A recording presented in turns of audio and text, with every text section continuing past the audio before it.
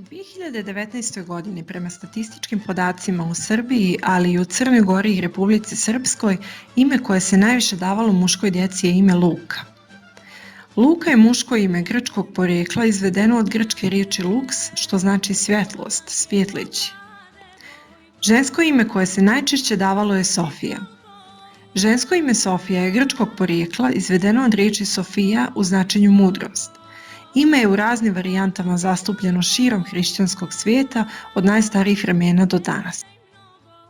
5 najpopularnijih imena u 2019. godini u Srbiji su: na prvom mjestu Sofija, kao što je već prethodno rečeno, znači mudrost. Na drugom mjestu Kristina, ime grčkog porijekla izvedeno od grčke riječi Hristos, što u prijevodu znači hrišćanin. Na trećem mjestu Katarina. Samo značenje imena nije potpuno razjašnjeno. Po jednom tumačenju izvedeno je od grčke riječi hekateros, što znači svaki od oboje. Po drugoj teoriji ime vodi iz grčkog kataros, što znači katarza, u prijevodu čistoća, čistoća emocije. Na četvrtom mjestu je ime Jana. To je varijanta imena iz starohebrejskog Johohana u značenju u milosti Jehovinoj, to jest u milosti Božjoj. Na petom mjestu je ime Mija. U romanskim jezicima Mija znači moja. Tek u posljednjih nekoliko godina ovo ime postaje popularno u Srbiji. Nekada nije bilo uopšte. 5 najpopularnijih muških imena u 2019. godini u Srbiji su Stefan, Luka, Marko, Miloš i Aleksandar. Ime Stefan je ime grčkog porijekla i varijanta je grčkog imena Stefanos, što znači vijenac i kruna. U prenesenom značenju ime znači onaj koji je krunisan, koji je ovjenčan. Ime je također i hrišćanskog svetitelja. Ime Stefan je veoma rasprostranjeno na mnogim jezicima. Neke od varijacija imena su Steva, Stevica, Stevo, Šćepan. O imenu Luka smo već govorili. Ime Marko je naša varijanta imena Markus, koje je kao ime izvedeno od poznatog latinskog prezimena Markus, a prezime je izvedeno od Mart i Kos, što ima značenje posvećeno Marsu, rimskom bogu rata. Ime je uglavnom davano osobama koje su bile rođene u mjesecu Martu, jer je ovaj mjesec dobio ime po rimskom bogu rata Marsu. Ime Miloš je naše domaće, slovensko ime koje je zastupljeno uglavnom među Srbima, ali se pojavljuje i među Česima, Poljacima i Slovacima, a izvedeno je od riječi mil, mio, mili, koja je veoma zastupljena u mnogim slovenskim imenima u značenju mio ili drag. Ovo ime je već decenijama prisutno na listi najčešće davanih imena dječacima rođenim u Srbiji. Ime Aleksandar potiče od grčkog imena Aleksandros, sa značenjem zaštitnik ljudi. Ime je čuvenog vojskovođe i vladara Aleksandra Velikog, koji je proslavio ovo ime. Ovo su bila najpopularnija imena u Srbiji nekada. Od 1900. do 1910. Marija i Milan su bila najpopularnija imena. U brojnim drugim tumačenjima ime Marija se prevodi kao žena koja je preuzvišena, vrla i milostiva. A ime Milan vodi porijeklo od staroslovenske riječi mil, mio, mili i ima značenje tog prefiksa. Od 1910. do 1920. Marija i Dušan su bila najpopularnija imena. Muško lično ime Dušan spada u grupaciju takozvanih starih ili tradicionalnih srpskih imena, ali nije poznato iz kog vremenskog perioda tačno datiraju, pa se većina etimologa i istoričara jako dobro slaže da je kao prva poznata osoba sa ovim imenom bio srpski car Dušan Silni iz srpske srednjovjekovne dinastije Nemanjića.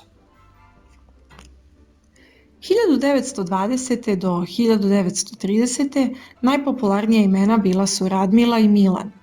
Radmila je ime izvedeno od imenice Rad i pridjeva Mila. O imenu Milan prethodno je već bilo govora. Od 1930. do 1940. godine također opet Radmila i Milan. a od 1940. do 1950. Radmila i Slobodan.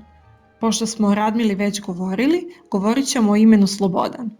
Ime Slobodan prvi put se pojavilo 1869. godine kada ga je srpski političar i ekonomista Vladimir Jovanović dao svom sinu. Inspirisao ga je John Stuart Mill, odnosno njegovo djelo O slobodi.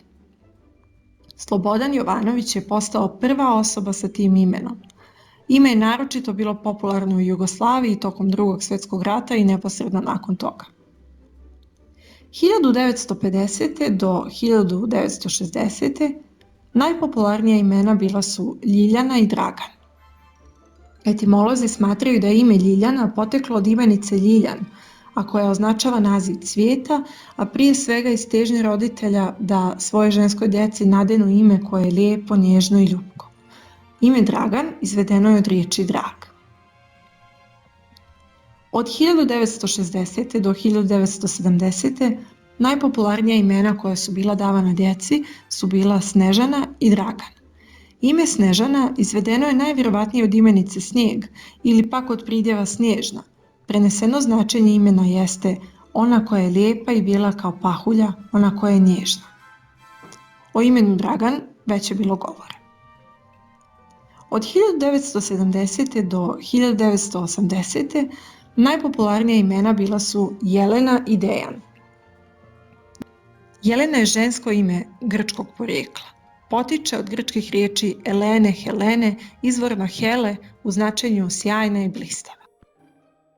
Ime Dejan je staroslovensko ime, može biti porijekla od staroslovenske riječi dejati, što znači činiti, raditi, ili od staroslovenske riječi des, što znači desiti se. Od 1980. do 1990. godine najpopularnija imena bila su Jelena i Miloš. O oba ova imena već je bilo govora. Od 1990. do 2000. najpopularnija imena bila su Milica i Nikola. Ime Milica izvedeno je od pridjeva Mila, pa se Milica može prevesti kao ona koja je jako mila. A ime Nikola je od grčkih riječi Nike, što znači pobjeda, i Laos, što znači narod. Dakle, onaj koji je narodni heroj, narodni pobjednik, onaj koji pobjeđuje za svoj narod. Od 2000. godine pa do 2010. godine također su najdavanija imena bila Milica i Nikola, a od 2010. pa na ovamo, kao što je već pomenuto, Milica i Luka. Ovako su zvučala srpska srednjovjekovna imena. Za svako slovo za koje je postojalo ime ćemo i navesti po jedno ime. Agapije, Bogoslav, Veljko, Gojak, Dabiživ, Đurađ, Živalj, Zavida, Jaroslav, Kojadin, Lačko, Ljuban, Medved, Negoje, Odoje, Prvoslav, Radun, Strojislav, Tihoje, Čurko, Ušoje, Hodak, Crljenčić, Črnoglav, Šakoje. Imena su se davala u tom periodu kao zaštita ili iz nekog drugog razloga i nije još uvijek postojao običaj davanja vladarskih imena. U Dečanskoj Hrisovulji kao i ostalim dokumentima popisani su Meropsi, Vlasi, Sokalnici, Popovi itd., dakle običan narod. Vladarska imena se ipak daju dan danas, a neka od njih su Časlav, Vukašin, Uroš, Uglješa, Dragutin, Milutin, Marko, Nikola, Gojnik, Vladimir, Lazar, Višeslav, Vlastimir, Prosigoj, Mutimir, Zaharija, Mihajlo, Bodin, Tihomir, Balša, Kulin, Matija, Prijezda, Tvrtko, Ostoja, Dabiša. Neka od ženskih imena toga doba su Aleksandrija, Bosanka, Vida, Gospava, Davida, Đurđija, Živna, Zoja, Indžija, Jelisaveta, Kata, Lepava, Ljubica, Magdalina, Natalija, Ognjana, Pola, Rusojla, Srebra, Teofila, Čerana, Ugrinka, Fila, Hajda, Cveta, Čava. Zanimljivo je da se žensko ime Kosara sreće u zapisu iz 11. vijeka. Također je zanimljivo da se žensko ime Jaglika davalo djevojčicama ukoliko je kuća u žalosti, na primjer ako je otac poginuo prije rođenja djeteta ili majka ne preživi porođaj. Stadija je ime koje se davalo djevojčicama da bi nakon nje prestalo da se rađaju ženska djeca. Istu ovu sudbinu imala su imena i Dostana, Stana, Stanka, Stanija, Stanica i Stanika.